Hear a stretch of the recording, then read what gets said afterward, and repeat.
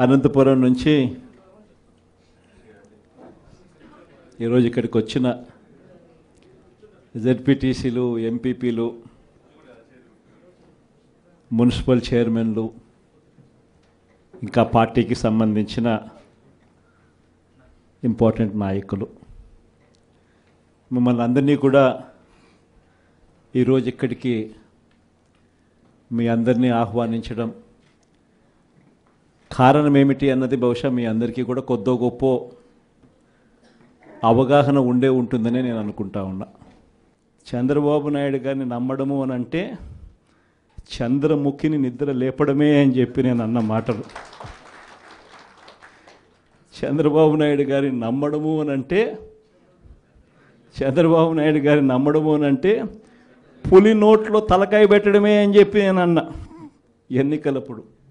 కరెక్ట్గా ఈరోజు 6 నెలలు గడిచేసరికే ఈరోజు ప్రతి ఇంట్లో కూడా పరిస్థితి ఏమిటి అని అంటే, జగనన్న కనీసం పలావ్ పెట్టేవాడు, చంద్రబాబు నాయుడు బిర్యానీ పెడతానన్నాడు, ఇప్పుడు పలావు పోయింది, బిర్యానీ పోయింది, చివరికి ఏది లేకుండా రోడ్డు మీద నిలబట్టాడు చంద్రబాబు నాయుడు అనే మాట ఈరోజు ప్రతి ఇంట్లో కూడా ఈరోజు చర్చనీయాంశంగా ఈరోజు మారింది.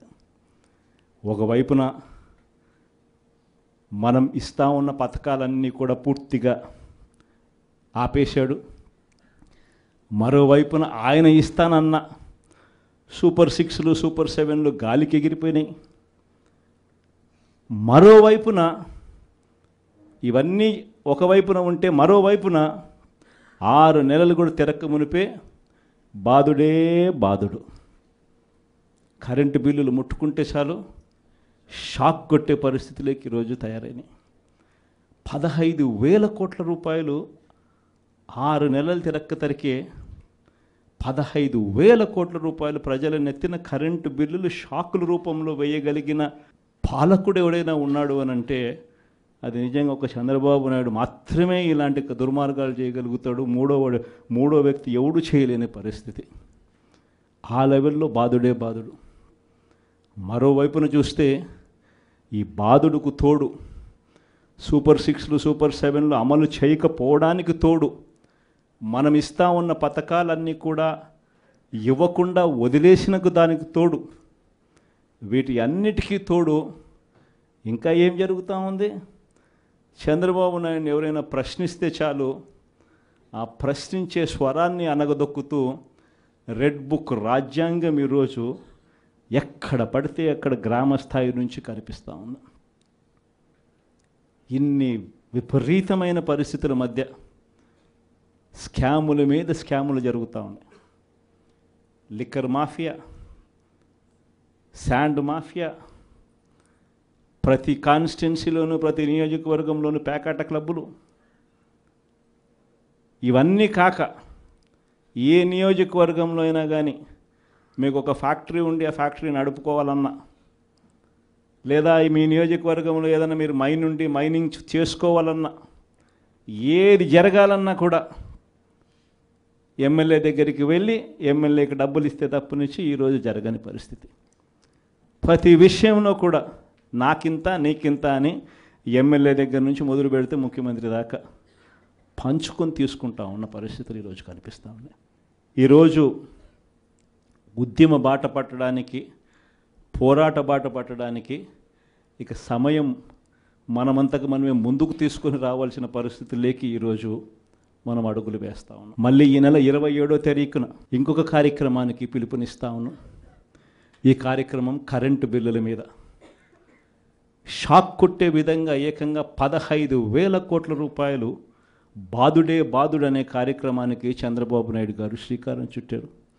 కేవలం 6 నెలలు గడవకు మునిపే ఈరోజు ప్రజల చేతుల్లో ఉన్న బిల్లులు మీరు చూస్తే, నేరుడు నెలకు వచ్చిన బిల్లు ఎంత, డిసెంబర్లో వచ్చిన బిల్లు ఎంత అని చెప్పి తేడా చూస్తే ఆ తేడా ఇట్టే కనిపిస్తూ ఉంది.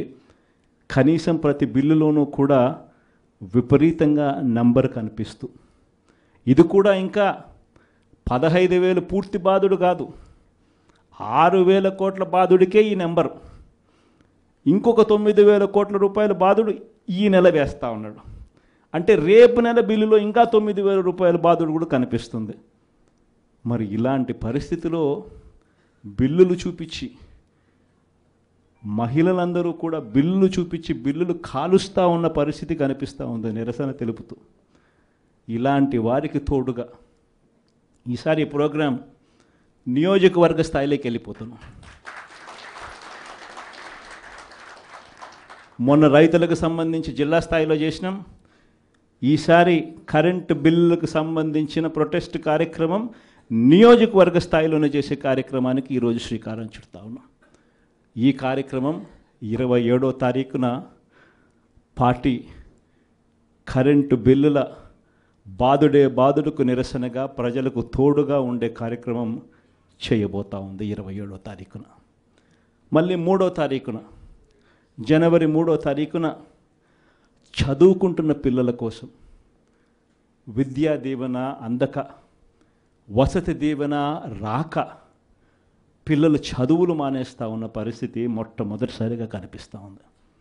మన హయాంలో, మన వైఎస్ఆర్సీపీ హయాంలో ప్రతి 3 నెలలకు ఒకసారి, 3 నెలలు అయిపోయిన వెంటనే, ఆ త్రైమాసికం అయిపోయిన వెంటనే, జనవరి, ఫిబ్రవరి, మార్చ్ త్రైమాసికం అనుకుంటే ఏప్రిల్లో వెరిఫికేషన్ చేసేవాళ్ళం, మేలో తల్లుల ఖాతాల్లోకి ఆ డబ్బులు పంపించేవాళ్ళం. ఆ తల్లులు వెళ్ళి ఆ పిల్లలకు ఫీజులు కట్టేవాళ్ళు. ప్రతి త్రైమాసికం అయిపోయిన వెంటనే పిల్లల తల్లులకు ఆ డబ్బులు ఇచ్చి పిల్లల చదువులకు తోడుగా ఉండే పరిస్థితి మన హయాంలో జరిగితే, ఈరోజు ఆ విద్యా దీవెన పరిస్థితి ఏమిటి అని అంటే 4 త్రైమాసికాలు అయిపోయాయి. ఈ జనవరి 1వ తారీఖు వచ్చేసరికే ప్రతి త్రైమాసికం అయిపోయిన వెంటనే ఫీజులు ఇచ్చే పరిస్థితి నుంచి 4 త్రైమాసికాలు అయిపోయాయి. పిల్లలకు ఫీజులు అందని పరిస్థితి. మొత్తంగా ఈ ఫీజులకు సంబంధించి 4 త్రైమాసికాలకు సంబంధించిన విద్యా దీవెన దాదాపుగా 2,800 కోట్ల రూపాయలు, వసతి దీవెన కింద మరో 1,100 కోట్లు, దాదాపుగా 3,900 కోట్ల రూపాయలు పిల్లల చదువులకు, పిల్లలకి డబ్బులు రాక పిల్లలు ఈరోజు ఇంజనీరింగ్ మానేస్తూ ఉన్న పరిస్థితి, డిగ్రీ చదువుతూ ఉన్న పిల్లలు ఈరోజు చదవని పరిస్థితి, పనికి వెళ్ళాల్సిన పరిస్థితిలో ఈరోజు పిల్లలు ఉన్నారు. కాలేజీ యాజమాన్యాలు బిల్లులు కట్టమని చెప్పి పిల్లలను గట్టిగా అడుగుతూ ఉన్నాయి. డబ్బులు కట్టలేని పరిస్థితిలో పిల్లలు చదువులు మానేస్తూ ఉన్న పరిస్థితులు. వీళ్లకు తోడుగా ఈ పిల్లలకు అండగా జనవరి 3వ తారీఖున మళ్ళీ ఈ ప్రోగ్రాం జిల్లా సెంట్రిక్గా చేద్దాం. జిల్లా సెంట్రిక్గా మళ్ళీ ఈ ప్రోగ్రాం జనవరి 3వ తారీఖున పిల్లల కోసం, పిల్లలకు తోడుగా ఉండేట్టుగా చేసే కార్యక్రమం ఈ కార్యక్రమం. ఇలా ప్రతి అడుగులోనూ కూడా ప్రజలకు అవసరం ఉంది, ప్రజలు ఇబ్బందుల్లో ఉన్నారు, ప్రజల తరపున మనం గొంతు విప్పాల్సిన పరిస్థితిలో ప్రతిపక్షంగా మనం ఉన్నాం అన్నది ప్రతి ఒక్కరం కూడా గుర్తుపెట్టుకోవాలి. ఎవ్వరూ కూడా ఎక్కడా కూడా భయపడద్దండి. ఏమున్నా కానీ ఢీకొందాం. మీ అందరికీ పార్టీ తోడుగా ఉంటుంది. మీ జగనన్న మీకు అందరికీ అండగా ఉంటాడన్నమాట చెప్తాను. మన సాగునీటి సంఘం ఎన్నికలు జరిగాయి. అది ఎందుకు ఎన్నికలు జరుపుతారో నాకే తెలియదుందా. ఎన్నికలు జరిగేసరికి ఒక ప్రజాస్వామ్యబద్ధంగా నువ్వు ఎన్నికలు జరిగేట్టుగా అయితే జరపండి ఎన్నికలు. అంతే తప్ప నుంచి నువ్వు నీ రైతులకు, నీ వాళ్లకు మాత్రమే ఎన్ఓసీలు ఇస్తారు, ఆర్ నో డ్యూ సర్టిఫికెట్లు ఇస్తారు. నీకు వ్యతిరేకంగా ఉన్న రైతులు, మామూలు రైతులు, సామాన్య రైతులకు నో డ్యూ సర్టిఫికెట్లు ఇవ్వకూడదు అని చెప్పి నువ్వు డిసైడ్ చేసుకున్నప్పుడు ఎందుకు ఎన్నికలు జరుపుతారు? గ్రామ స్థాయిలో ఇవ్వాల్సిన, సచివాలయ స్థాయిలో ఇవ్వాల్సిన విఆర్ఓలు, సచివాలయ స్థాయిలో ఇవ్వాల్సిన నో డ్యూ సర్టిఫికెట్లు సచివాలయ స్థాయిలో ఇవ్వకుండా మండల స్థాయిలోకి వాళ్ళందరినీ తీసుకొని వెళ్ళి ఆ సచివాలయాల్లో ఎవరు విఆర్ఓలు లేకోకుండా మండలాల్లో ఉండేట్టుగా చేసి పోలీసులను కాపలా పెట్టుకొని చేతుల పైకెత్తించి ఎన్నికలంట. ఎందుకు ఈ ఎన్నికలు జరుపుతారు? అది జరిగించి ఆ రకంగా ఎన్నికలు బుల్డోజ్ చేసి రైతులందరూ సంతోషంగా ఉండారు అని అంటారు. నిజంగా రైతులు సంతోషంగా ఉండారా లేదా అన్నది తెలియాలి అని అంటే ఒక్కసారి రాజీనామాలు చేసి బయటికి రండి, అప్పుడు అర్థమవుతుంది. రైతులు సంతోషంగా ఉన్నారా? రైతులు సంతోషంగా లేరా? పెట్టుబడి సహాయం 20,000 ఏమైందని చెప్పి రైతులు అడుగుతూ ఉండేది అర్థమవుతుంది. ఉచిత పంటల బీమా ఏమైందని రైతులు అడుగుతూ ఉండేది అర్థమవుతుంది. ఆర్బీకేలు ఎందుకు సరిగ్గా పనిచేయడం లేదని చెప్పి రైతులు అడుగుతూ ఉన్నది అర్థమవుతుంది. ఇవన్నీ అర్థం కావాలి అని అంటే ప్రజాస్వామ్యబద్ధంగా ఎన్నికలు జరిగితే అర్థమవుతుంది. ఈ మధ్యకాలంలో ఇంకోటి కూడా అన్నారు, విజన్ 2047 అంట. అయ్యా 7 నెలల కిందట ఊదరగొట్టి నువ్వు నీ ఎల్లో మీడియా, మీ ఈనాడు, మీ ఆంధ్రజ్యోతి, మీ TV5 మీరంతా ఊదరగొట్టి మేనిఫెస్టో ఇచ్చినారు. ఆ మేనిఫెస్టోలో ఏం చెప్పినారు? 15,000 నుంచి మొదలు పెడితే 48,000 దాకా చెప్పుకుంటూ పోయినారు. వాటికి దిక్కు లేదు. 7 నెలల కిందట మేనిఫెస్టో అని చెప్పి చెప్పిన దానికి దిక్కు లేదు. ఇంకా 2047 అంట. 2047 అంటే ఈయన వయసు ఎంత? ఈయన వయసు ఇప్పుడే 80 దగ్గర. ఇంకా 2047 ఎవడు ఉంటాడు, ఎవడు పోతాడు? 2047 అని చెప్పి ఒక విజన్ అంట, ఒక డాక్యుమెంట్ అంట. నిజంగా నాకు ఆశ్చర్యం అనిపిస్తుంది. అసలు విజన్ అంటే ఏమిటి? విజన్ అంటే ఏమిటి? నిజంగా మనిషి అభివృద్ధి బాటలో అభివృద్ధి బాటలోకి మనిషిని తీసుకొని పోవాలి అని అంటే ఆ అభివృద్ధి బాట ఏమిటి అని చెప్పేది విజన్ డాక్యుమెంట్. నిజంగా ఒక మనిషిని 20 ఏళ్ళ తర్వాత ప్రపంచం ఎలా ఉంటుంది, ఆ 20 ఏళ్ళల్లో తర్వాత ఈరోజు చిన్నపిల్లాడిగా ఉన్న పిల్లాడు 20 ఏళ్ళ తర్వాత ఆ పిల్లాడు ఎలా ఉంటాడు, ఆ పిల్లోని భవిష్యత్తు ఏమిటి, ఆ పిల్లోని కోసం మనం ఈరోజు వేసే అడుగులు కరెక్ట్గా వేస్తూ ఉన్నామా లేదా అన్నది విజన్. ఆ విజన్లో భాగంగా ఆ రోజు వైఎస్ఆర్సీపీ ప్రభుత్వంగా మనం వేసాం అడుగులు. గర్వంగా చెప్పచ్చు. రాష్ట్రంలో ఎవరు ఊహించని విధంగా, దేశంలో ఎప్పుడు జరగని విధంగా మొట్టమొదటిసారిగా గవర్నమెంట్ బడులన్నీ ఇంగ్లీష్ మీడియం కింద మార్చిన చరిత్ర ఎప్పుడైనా ఉంది అని అంటే అది వైఎస్ఆర్సీపీ ప్రభుత్వం. మొట్టమొదటిసారిగా గవర్నమెంట్ బడులలో ఇంతకుముందు ఎప్పుడు ఊహకు కూడా అద్దేటివి కాదు. ఎవరైనా ఎవరి దగ్గరికైనా వచ్చి గవర్నమెంట్ బడులు ప్రైవేట్ బడులతో ఎప్పుడూ పోటీ పడలేవు అనే మాటలు మనం అంతా వింటూ ఉంటుంది. మొట్టమొదటిసారిగా ప్రైవేటు బడులు గవర్నమెంట్ బడులతో పోటీ పడే పరిస్థితి ఎప్పుడైనా వచ్చింది అని అంటే అది ఒక్క వైఎస్ఆర్సీపీ ప్రభుత్వ హయాంలో మాత్రమే. మొట్టమొదటిసారిగా బడులల్లో నాడు నేడు కార్యక్రమంతో బడులు రూపురేఖలు మారాయి. మొట్టమొదటిసారిగా 6వ తరగతి నుంచి ప్రతి క్లాస్ రూమ్లోనూ ఇంటరాక్టివ్ ఫ్లాట్ ప్యానల్స్తో డిజిటల్ బోధన ఎప్పుడైనా మొదలైంది అంటే అది వైఎస్ఆర్సీపీ హయాంలోనే మొదలైంది. మొట్టమొదటిసారిగా 3వ తరగతి పిల్లలకు టోఫుల్ ఒక పీరియడ్గా చేర్చి ఇంగ్లీష్లో వాళ్ళందరినీ కూడా ప్రావీణ్యత పెంచే విధంగా అడుగులు పడ్డాయి అని అంటే అది వైఎస్ఆర్సీపీ ప్రభుత్వ హయాంలో. మొట్టమొదటిసారిగా గవర్నమెంట్ బడులన్నీ ఇంగ్లీష్ మీడియం చేయడమే కాకుండా సిబిఎస్ఈతోనే ఆపకుండా సిబిఎస్ఈ దాకా కూడా ప్రయాణం జరిగింది మన హయాంలోనే. సిబిఎస్ఈ నుంచి ఏకంగా ఐబీ దాకా ప్రయాణం జరిగేది కూడా మన హయాంలోనే జరిగేట్టుగా చర్యలు తీసుకున్నాం. మొట్టమొదటిసారిగా 8వ తరగతికి పిల్లాడు వచ్చేసరికి పిల్లాడి చేతిలో ట్యాబులు. మొట్టమొదటిసారిగా గవర్నమెంట్ బడులలో పోయే పిల్లలకు రోజుకొక మెనూతో గోరుముద్ద. ఇవన్నీ మనం అడుగులు వేసినప్పుడు ఈ పిల్లాడు ఈ 10th క్లాస్కి వచ్చేసరికి అనర్గళంగా ఇంగ్లీష్లో మాట్లాడే పరిస్థితి. అది విజన్ అంటే. హైయర్ ఎడ్యుకేషన్లో ఎప్పుడు చూడని విధానం, ఊహకు కూడా ఎవరికి అందల.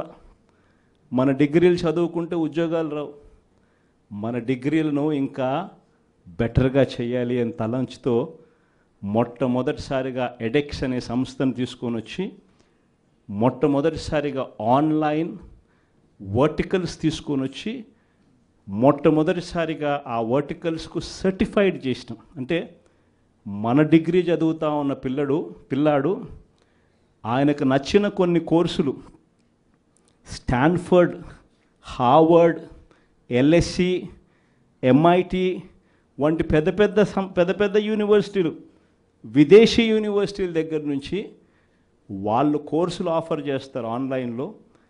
మన పిల్లలు ఆ కోర్సులు ఇక్కడ తీసుకొని ఆ ఎగ్జామ్ రాస్తాడు. రాసిన ఆ ఎగ్జామ్కు ఆ యూనివర్సిటీ సర్టిఫికెట్ ఇస్తుంది. ఆ సర్టిఫికెట్ మన కరికులంలో భాగమవుతుంది. మన డిగ్రీ తీసుకున్న పిల్లోడు బయటకు వచ్చేసరికి ఆ పిల్లానికి 4-5 రకాల కోర్సుల్లో ఒక ఆక్స్ఫర్డ్ సర్టిఫికెట్, ఒక ఎల్ఎస్సి సర్టిఫికెట్, ఒక ఎంఐటి సర్టిఫికెట్, ఒక స్టాన్ఫోర్డ్ సర్టిఫికెట్తో పాటు తన డిగ్రీ తన చేతికి వస్తుంది.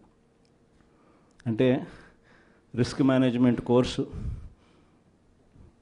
ఎల్ఎస్సి ఇస్తుంది సర్టిఫికెట్, డేటా అనలిటిక్స్ కోర్సు ఒక స్టాన్ఫోర్డ్ ఇస్తుంది సర్టిఫికెట్, అసెట్ మేనేజ్మెంట్ కోర్సు ఒక ఎల్బిఎస్ ఇస్తుంది సర్టిఫికెట్. ఇలాంటి సర్టిఫికెట్లతో పిల్లాడు బయటకు వచ్చి తన డిగ్రీ పొంది తన అప్లికేషన్ పెట్టుకుంటే ఎలాంటి ఉద్యోగాలు వస్తాయి అన్నది ఆలోచన చేసి ఆ పిల్లలకు విద్యా దీవెన, వసతి దీవెనతో సహా ఇవన్నీ ఏర్పాటు చేయడం అన్నది విజన్ అంటారు. వైద్యం కోసం ఏ పేదవాడు అప్పుల పాలయ్యే పరిస్థితి రాకూడదని,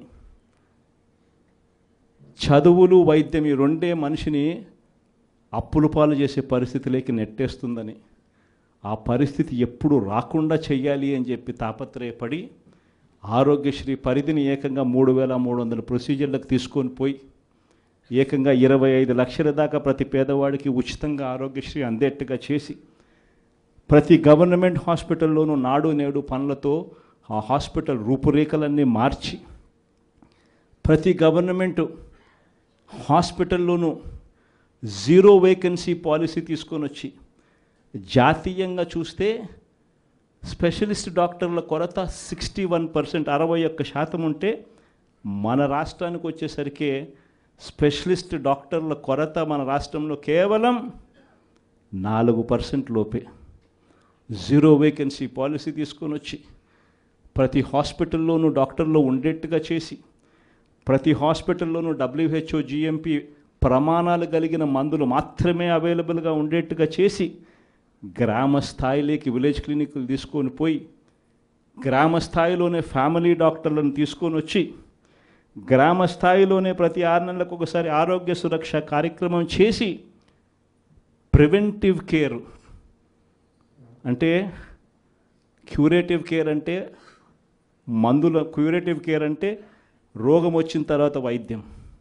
ప్రివెంటివ్ కేర్ అంటే మనిషికి మొదటి దశలోనే అంటే ఆ షుగర్ సరిగ్గా హ్యాండిల్ చేయకపోతే ఆ షుగర్ వల్ల కిడ్నీ సమస్యలు, మనిషికి బీపీ, ఆ బీపీని సరిగ్గా హ్యాండిల్ చేయకపోతే గుండెపోటు, అటువంటివన్నీ ఇనీషియల్ స్టేజెస్లోనే గ్రామ స్థాయిలోనే మనిషికి రాకుండా చేసే గొప్ప అడుగులు పడడం ఎప్పుడు జరిగాయనంటే వైఎస్ఆర్సిపి హయాంలో. ఇది విజన్. రైతుకి ఇబ్బంది రాకుండా రైతుని చెయ్యి పట్టుకొని నడిపించే పరిస్థితి ఉండాలని ఒక అగ్రికల్చరల్ గ్రాడ్యుయేట్ను ఆర్బీకే కేంద్రంగా అక్కడే కూర్చోబెట్టడం విజన్. ప్రతి ఎకరాను ఈ క్రాప్ చేయడం విజన్. ప్రతి ఎకరా ఈ క్రాప్ చేయడమే కాకుండా ప్రతి ఎకరాకు రైతుకు తోడుగా ఉంటూ ఆ రైతు ఇన్సూరెన్స్ చేసుకోకపోయినా ఆటోమేటిక్గా రైతుకు విపత్తు వచ్చినప్పుడు ఇన్సూరెన్స్ అనేది ఆటోమేటిక్గా రైతుకు వచ్చేట్టుగా ఉచిత పంటల బీమా తీసుకొని రావడం ఒక విజన్.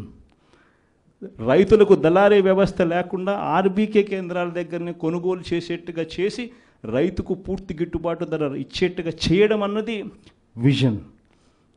ఈ రకంగా మార్పులు జరిగింది వ్యవసాయ రంగంలో ఎప్పుడు అనంటే అది కూడా వైఎస్ఆర్సిపి హయాంలోనే. విజన్ అంటే ఇంకోటి తెలుసా, ఇంకొక విజన్ గురించి కూడా చెప్పాలి.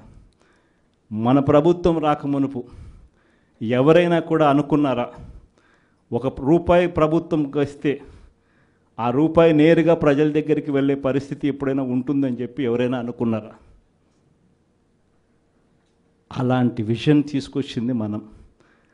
గ్రామ స్వరాజ్యానికి అర్థం చెబుతూ ప్రతి గ్రామంలోనూ ఓ సచివాలయ వ్యవస్థ, 540 రకాల సేవలు ప్రతి గ్రామంలోనూ అందుబాటులోకి తీసుకొని రావడం, ప్రతి 60-70 ఇళ్ళకు ఒక వాలంటీర్ వ్యవస్థ, ప్రతి పథకము కూడా కులం చూడకుండా, మతం చూడకుండా, రాజకీయాలు చూడకుండా, లంచాలు లేకుండా ప్రతి ఇంటికి చేర్చగలిగిన పరిస్థితి ఎప్పుడైనా వచ్చింది అని అంటే అది ఒక్క వైఎస్ఆర్సీపీ హయాంలో.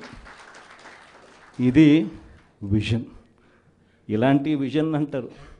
కానీ మేనిఫెస్టోని ఎలా ఎగరగొట్టాలి, ఎగరగొట్టిన నేపథ్యంలో మళ్ళీ టాపిక్ డైవర్ట్ చేసేందుకు చూపించాల్సిన డ్రామాలో భాగంగా 2047 నేను ఉంటానో ఉండనో, నా వయసు ఎంత ఉంటుందో ఉండదో చెప్పేద్దాం, పోయేదేముంది, రంగురంగుల భవనాలతో రంగురంగుల కథలు చెప్పేద్దాము, ప్రజలు ఎట్టా మోసపోతారు, మోసం చేసేద్దాం అనుకునేదాన్ని విజన్ అనరు, 420 అంటారు.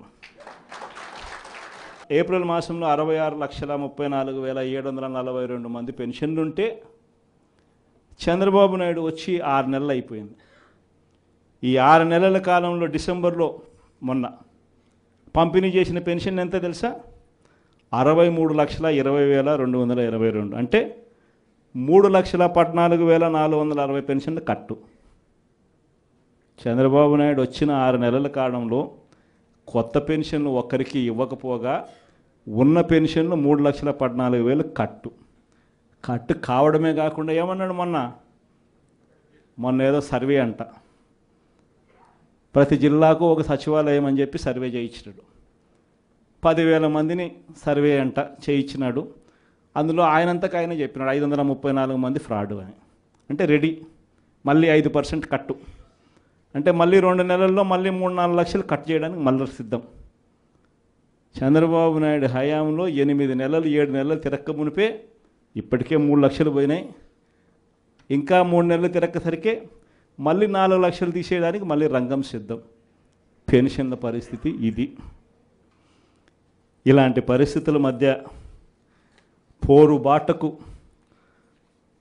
మనమంతా కూడా సన్నద్ధమయ్యే కార్యక్రమంలో భాగంగా మిమ్మల్ని అందరినీ కూడా పిలవడం జరిగింది. మీ అందరికీ కూడా ఈ కొన్ని విషయాలన్నీ కూడా మీ అందరితో కూడా పాలు పంచుకోవడం జరిగింది. మీ అందరినీ కూడా ఈ పోరుబాటలో వైఎస్ఆర్సీపీ జెండాను రెపరెపలాడిస్తూ వైఎస్ఆర్సీపీ అనే పార్టీ ప్రజలకు తోడుగా ఉండే పార్టీ అనే నినాదం ప్రతి గ్రామంలోనూ కూడా చిరస్థాయిగా మిగిలిపోయే విధంగా యుద్ధం చేయాలి అని, పోరాటం చేయమని అభ్యర్థించడానికి మిమ్మల్ని అందరినీ కూడా మనస్ఫూర్తిగా చేతులు జోడించి కోరుతాను.